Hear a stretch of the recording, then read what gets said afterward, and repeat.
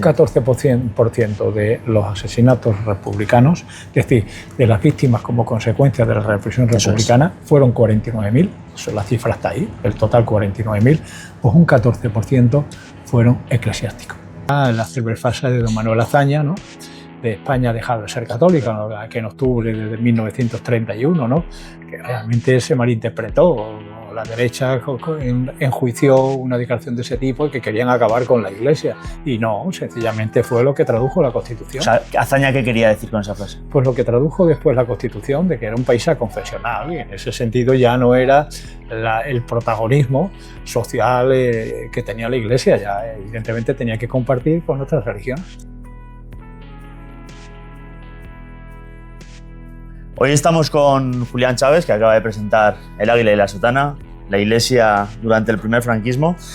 Julián, ¿qué nos cuentas en este libro? Pues las vivencias de la Iglesia Católica, del clero y sus dirigentes, en un tiempo histórico como la crisis de los años 30, que evidentemente originaron pues, situaciones para el clero no siempre lo bonancible que cabía esperar, ni mucho menos.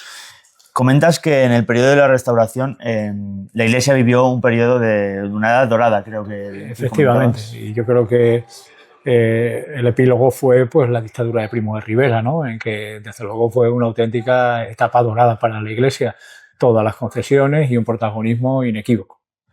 ¿En qué se traducía este protagonismo? Pues sobre todo en el control de la educación por un lado y también de la moral. Son dos aspectos, dos variables sumamente importantes que demuestran cómo tenían un efecto sociológico que la Iglesia ni mucho menos estaba dispuesta a renunciar. La Segunda República, todos sabemos que es un periodo de una gran secularización. Hay unos intentos muy poderosos de convertir, de transformar los ámbitos sociales, culturales, los espacios públicos, volverlos laicos. Sí. Pronto veremos las primeras fricciones entre Iglesia y Estado, pero ¿hubo algún momento real de oportunidad para un entendimiento duradero? Sí, y de hecho hubo lazos, concretamente el nuncio Tedeschini y el arzobispo de Tarragona, Vidal y Barraquer, pues trataron de ser los interlocutores de la Santa Sede ante las autoridades republicanas, y ellos trataron de establecer lazos que permitieran un entendimiento. ¿Qué ocurre? Que todo, digamos, se alteró con la aprobación de la Constitución en diciembre del 31, una Constitución, por primera vez en España, aconfesional, y que, lógicamente, pues originó muchas tensiones con la Iglesia. Que hubo previo, la quema de conventos y demás en la primavera, pero digamos que eso, sin dejar de ser un problema, que duda cabe que lo que más calado tuvo la aprobación de la Carta Magna, en la cual, lógicamente, España, que había sido sempiterno seguidor de la Iglesia, ahí estaban las constituciones decimonónicas, ¿no?, para demostrarlo, y claro, ahora se encontraban con un escenario distinto al que había que adaptarse. Claro, esto era muy novedoso en España, pero comentas en el libro que se había resuelto antes en otros países europeos. Me refiero a la secularización de... Sí, sin duda. El caso francés, por ejemplo, ¿no? Lo que ocurre es que en España pues, el protagonismo inveterado de la Iglesia como un nexo más del Estado, pues claro, dificultaba mucho una decisión de ese tipo, y la República tenía claro de que el auténtico espíritu republicano pues, pasaba evidentemente por limitar el protagonismo de la Iglesia.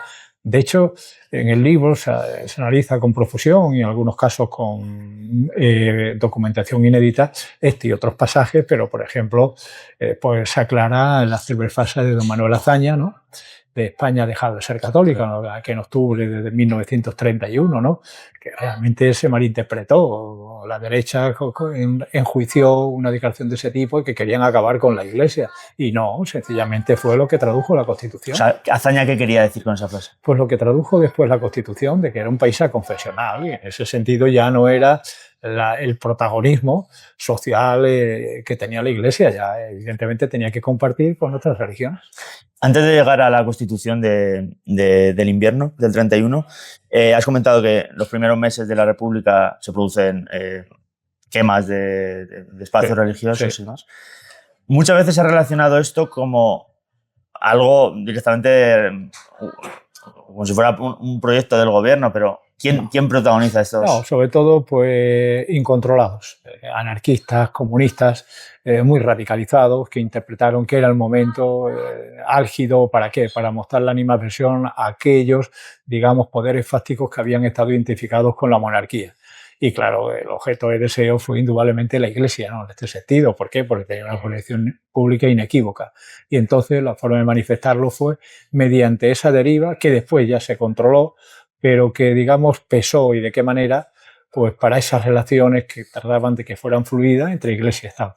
Disolución de la Compañía de Jesús se basa en el cuarto voto de obediencia al Papa. Sí. ¿Era este voto realmente una amenaza real a la soberanía del Estado o simplemente fue una excusa legal para...? Fue una excusa legal. Fue una excusa legal en la cual se arbitró pues, sencillamente su expulsión. Un error. Yo creo que las autoridades republicanas, especialmente en el primer bienio, no trataron con el tacto debido a la Iglesia. Entre otras cosas porque cuestiones que venían ya de forma inveterada, ¿no? Desde siglos, pues no lo puedes buscar una solución radical y además a cortoplacista, ¿no? Yo creo que debió de tener más tacto en este sentido, igual que el cierre, a partir en el 36, el cierre de colegios, digamos, eclesiásticos y demás, todo eso debía haber negociado, debía haber sido motivo, creo yo, de un tratamiento con mucho tacto, pero desgraciadamente las circunstancias, somos hijos de nuestro tiempo y en aquel momento la esperanza se basaba en cambiar y en cambiar todo lo que de alguna forma se entendía como nocivo para la consolidación de un Estado democrático como era la Segunda República. Has comentado antes el papel del nuncio, el papel del Vaticano.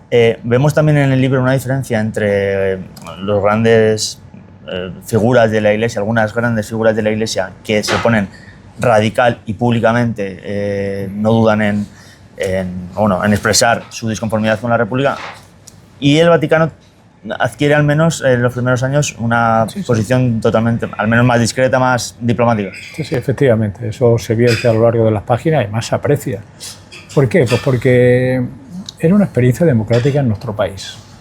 Importante, claro, y esto hay que contextualizarlo. En el libro se hace un esfuerzo de que, ojo, España ocurría, pero que pasaba en un contexto internacional, y aquí no tenemos que olvidar lo que ocurría en Alemania, por ejemplo, el ascenso al poder de Hitler en el 33, etcétera. Y claro, esto era un motivo de preocupación, era un motivo de preocupación. Y en España, pues sencillamente una consolidación democrática podía implicar, pues eso, alejarse de los preceptos totalitarios que, por ejemplo, representaba el nazismo. Claro, eso desde una óptica vaticana, pero aquí se veía de otra manera, distinta. ¿Por qué? Porque en el primer bienio, como digo, se trató con poco tacto el tema eclesiástico. El hecho de recortar su presupuesto prácticamente un 50 o un 60%, ya en el 33 la precariedad era un problema, precariedad económica, no había dinero para pagar a los mismos clérigos rurales, ¿no?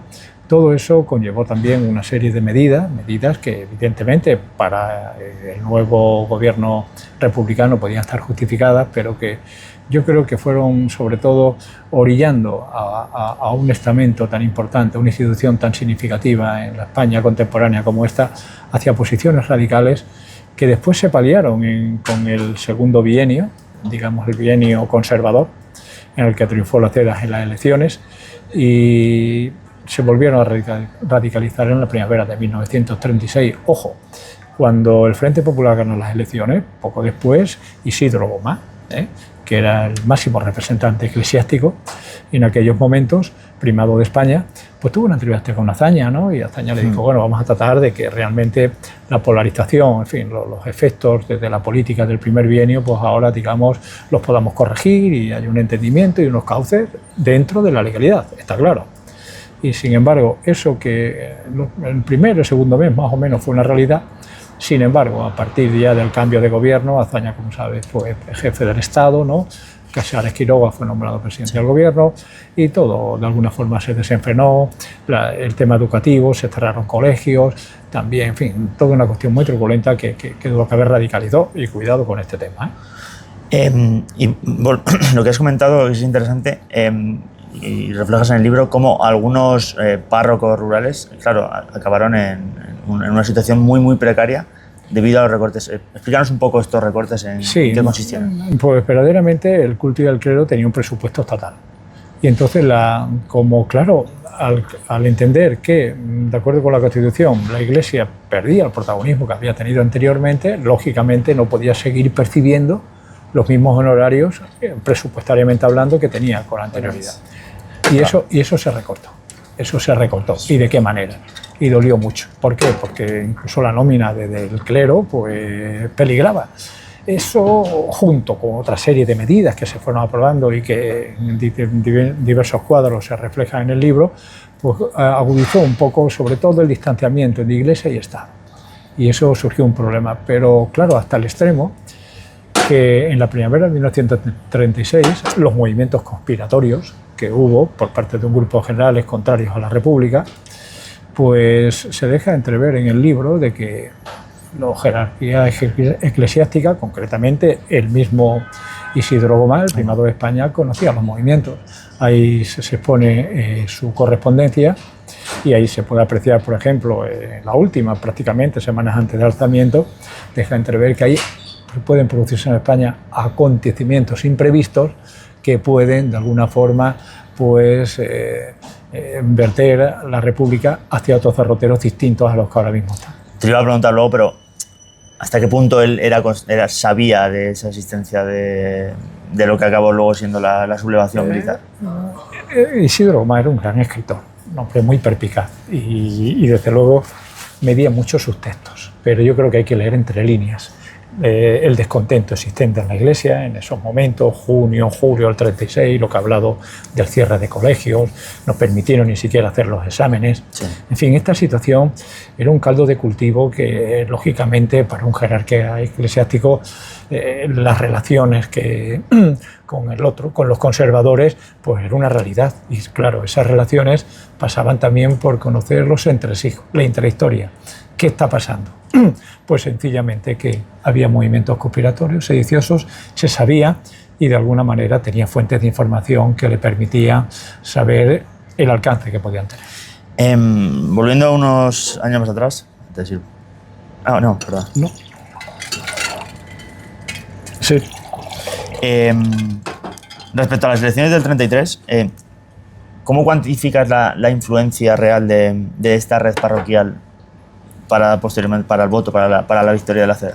Pues interesante la pregunta, porque es un tema que no por estudiado, claro, nadie puede saber, bueno, quién votó, no lo sabes, eso, el voto es personal y privado, ¿no? Pero hubo precisamente un debate de Victoria Kent y Clara Campoamor en el Parlamento, que es muy conocido, ¿no? ¿Por qué? Porque Clara Campoamor quería, no, ya, por favor, que voten que vote la mujer, ¿no? Y sin embargo, no, las elecciones del 33 no, más adelante, pero por favor, en estas elecciones de noviembre del 33, en lo posible lo evitemos y eso. Al final, como el voto femenino se lo aprobó la República. Esto con la presunción de que las mujeres iban a ser manipuladas por los Efectivamente. Y en ese sentido yo creo que no se equivocaba, de que, sobre todo en el mundo rural, pues la ascendencia de la Iglesia era notoria, ¿no? Claro. Y claro, ¿ante quién? Ante sus parroquianos. ¿Y quién eran los fieles? Es decir, mayoritariamente, ¿quién representaba sobre todo la asistencia y el cumplimiento de los preceptos eclesiásticos? La mujer, en buena parte, ¿no? Y esa mujer votó por los conservadores. Hemos analizado un poco, hemos visto el gran paquete de medidas laicistas, la secularización de la escuela, incluso los cementerios, pero hay un punto en el que eso se puede entender desde cualquier país moderno, sí, avanzado, como una medida lógica, pero ¿cómo hay que entender la prohibición de las procesiones de Semana Santa del 36? Pues vuelvo a lo mismo, ¿no? De que realmente yo creo que fue una falta de tacto, un error. En un país que venía de lo que venía, es decir, de un protagonismo eclesiástico, para ser más exactos, de la Iglesia Católica, sí, en sus comportamientos morales, educativos, etcétera, etcétera, pues claro, una prohibición de ese tipo tocó la fibra sensible de muchos fieles, donde no hay una patrona, un patrón que de alguna forma representa pues el saber popular y también la identificación, digamos, espiritual de un pueblo, ¿no? Y que eso se cercenara Ya no me refiero solamente a Semana Santa, sino cualquier celebración eclesiástica, digamos, con proyección pública, pues claro, eso originaba un problema. Y aquí no olvidemos también que ¿con qué jugaba la Iglesia? La Iglesia jugaba en muchos casos con la ignorancia del pueblo. Aquí había unos índices de analfabetismo en España, unos índices muy elevados. ¿Eso qué conllevaba? Pues que el mensaje nos han prohibido. Eso sí que llegaba, más allá de leer la letra pequeña, ¿no? Sí. De que era el cumplimiento de los preceptos legales establecidos por la República. Y evidentemente la Iglesia jugó con eso. Bueno, está ya la guerra civil después del golpe de Estado del 18 de julio. Otra idea que también está en la mente de mucha gente es el gobierno de la República alenta la destrucción de iglesias, del patrimonio. ¿Cuál es su papel? Pues una vez que estalla la sublevación, aquí en un primer momento, lo que era la guerra civil, más o menos, en líneas generales, que era el enfrentamiento, por un lado, del fascismo contra el comunismo. ¿De acuerdo? Es decir, un lado y otro. Es decir, se identificaba a toda la República con el comunismo. Esa es la visión que se quería entrar. Y después, bueno, los conservadores, la derecha, en fin, la España de siempre se empiterna en el otro lado. ¿Qué ocurre? Claro que ese discurso, digamos, esa dicotomía uno u otro, pronto se tergiversó por parte de la visión que dio la Iglesia. ¿Por qué? Porque a raíz de los asesinatos que se estaban produciendo de clérigos por parte de los republicanos, cuidado de lo que estamos hablando, 6.800 clérigos fueron asesinados, pues claro, el discurso ya se orientó al otro lado. Es decir, la Iglesia netamente dice, no, si allí nos están matando, lógicamente los insurgentes son nuestros principales valedores. Y después de eso, ¿qué vino? El espíritu de cruzada. Es decir, la pastoral de las dos ciudades del obispo de Salamanca, en septiembre de 1936, en la cual pues proclamaba el espíritu de cruzada. Es decir, nos retornaríamos al medievo, la lucha contra los infieles, la cruzada, ¿no? Y aquí poco más o menos, ¿no? Los comunistas, el eje del mal, etcétera, etcétera. Comentas que el gobierno permitió o incluso a veces fue cómplice de estos desmanes en los ataques a los edificios religiosos. Yo entiendo que evidentemente una parte del gobierno sí. Una parte del gobierno, por ejemplo, García Oliver, que fue ministro de Justicia, pues hizo caso omiso a las recomendaciones de un ministro sin cartera como era Manuel Irujo, PNVista. Sí. PNVista. El PNV es un partido confesional, no descubrimos nada, ¿no? Y Manuel Irujo lo era. Pues presentó al gobierno un memorándum en el cual denunciaba por los excesos que se habían cometido contra el clero, ¿no? Y también, por supuesto, la necesidad de parar, que esto no tenía sentido, ¿no? El gobierno, el gobierno de Largo Caballero, a inicios de 1937, lo rechazó, sin más. Y eso evidentemente pues mostraba de que, claro, no querían colaborar en esa dinámica, ¿no? Que entendían una identificación con el mundo católico que en esos momentos, pues en aquel momento, en ese contexto, entendían que no era ni mucho menos convincente.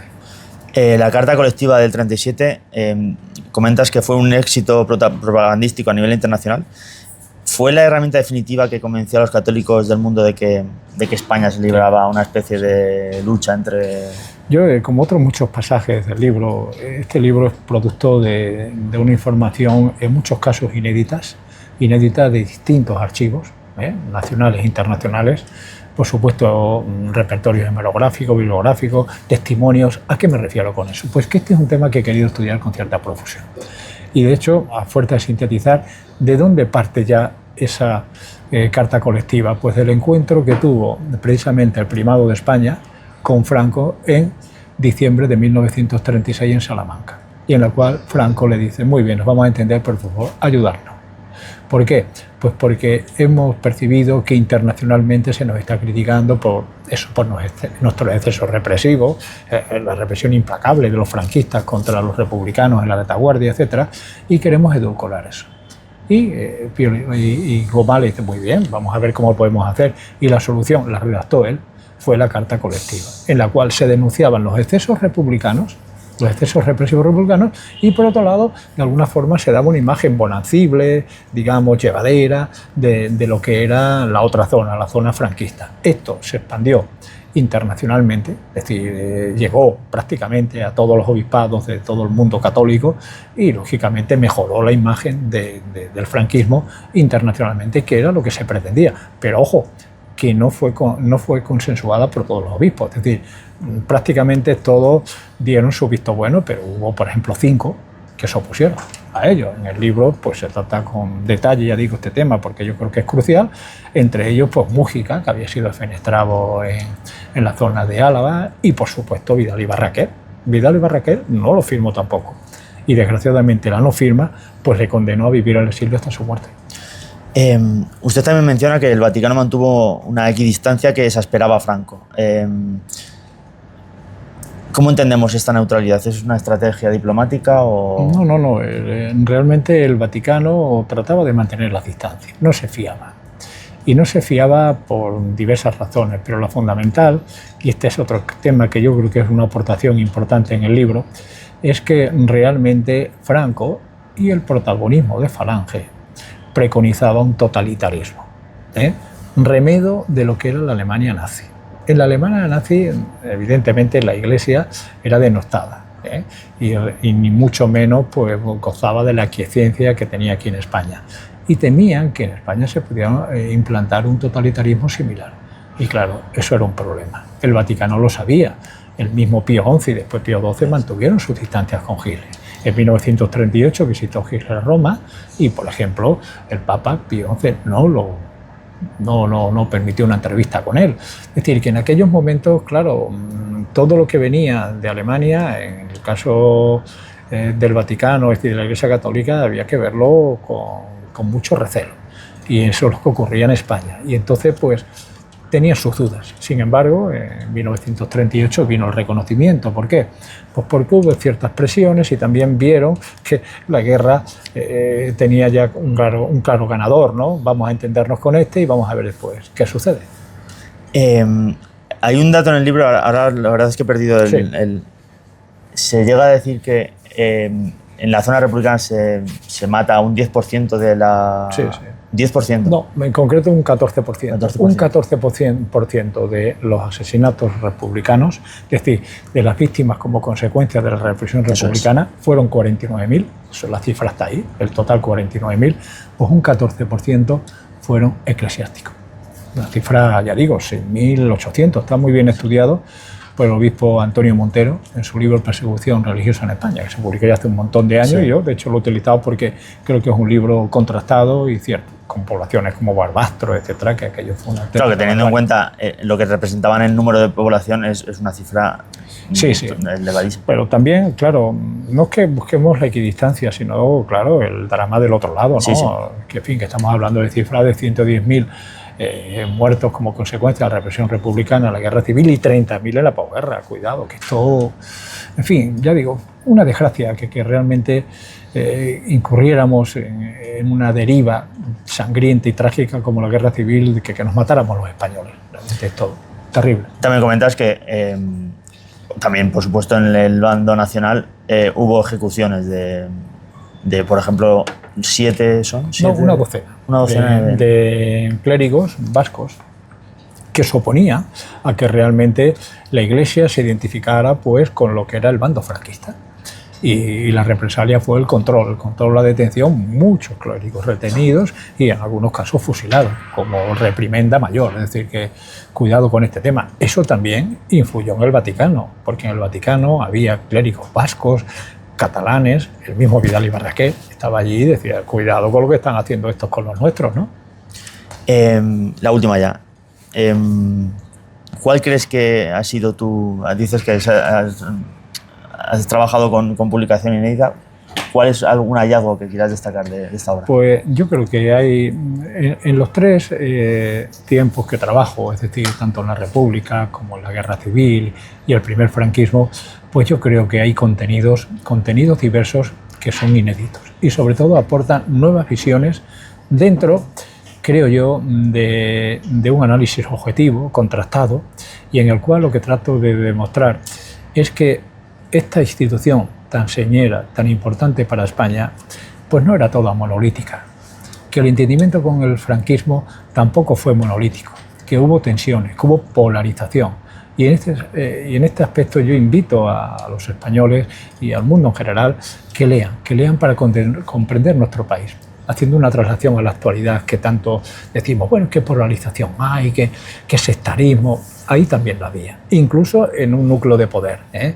Y la Iglesia lo era, y de qué manera, y discrepaba en algunos aspectos con Franco. Y esto verdaderamente, la única diferencia con ahora es que no nos enterábamos entonces. Libros como estos lo dan a conocer, pero en la actualidad, claro, es público y sabemos todo qué ocurre en un lado y en otro. En definitiva, yo creo que se aporta conocimiento, ya digo, desde las relaciones, por ejemplo, de la Iglesia con los conspiradores, como he dicho anteriormente, por otro lado también todo lo que fue el devenir en zona republicana y en zona franquista a través de una copiosa correspondencia de gente que tenía mucho que decir y que decir en el primer franquismo, sobre todo una aportación que algunos compañeros me lo han dicho ya que lo han leído y le ha resultado muy interesante, como fue la dialéctica de la elección de los obispos. Es decir, de acuerdo con el concordato del 51 correspondía al monarca, Franco reclamó esto, desde el Vaticano le dijo no, porque la República, digamos, derogó el concordato, sí. No, eso hay que tomarlo. Y en el convenio del 41, que establecieron los dos para ese tema, pues Franco, es decir, el franquismo proponía, pero finalmente elegía el Vaticano, pero proponía previamente, provincia por provincia, se hace un estudio exhaustivo de todos los clérigos susceptibles de poder ser obispos, con unos informes de la Dirección General de Seguridad y del jefe de provincial de Falange, tremendo, que te ayuda a comprender lo que era la España de posguerra, incluso hasta la Iglesia, ¿no? Este cura es tal, este es cual, este es un frívolo, esto... Tremendo, la verdad, no había límite a esa literatura, entre comillas, crítica sobre personas susceptibles de ser... Eso se explica muy bien. Si no recuerdo mal, era el 3-1, ¿no? Exacto, Franco proponía 3 y... Exacto, la terna, ¿no? Y entonces... Pero claro, ya es tu criba, ya da igual. De lo que venía, claro, ¿no? Claro. Y además a quién no encargaba, la Dirección General de Seguridad y lo otro. Y además que le decía, no, este sí puede ser, evidentemente, ¿no? Y después, pues, como se recoge en la misma portada del libro, otro aspecto, ¿no? En el cual pues, vemos a Leopoldo el hijo Garay, es decir, el obispo Madrid-Alcalá, que digamos fue el precursor del Opus Dei, ¿no? Con todo lo próximo que estaba, por ejemplo, José María Escrivá, sí. A todo este tema. Es decir, que hay un conglomerado de cuestiones que yo, modestamente, humilde catedrático, invita a que se lea el libro para conocer un poco la España del pasado y también la España actual. Invita a ello.